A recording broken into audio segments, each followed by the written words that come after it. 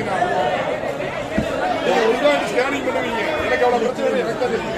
நீங்க ஒரு ஸ்கேனிங் பண்ணி போவீங்க. ஆமாங்க, அந்த இடத்துல தான் கொடுத்து போவேங்கிறேன். நான் ஹோல்சேல் வியாபாரம் பண்ணி அந்த இடத்துல கொடுத்து முடியுங்க. 10 பேருக்கு 50 போச்சு.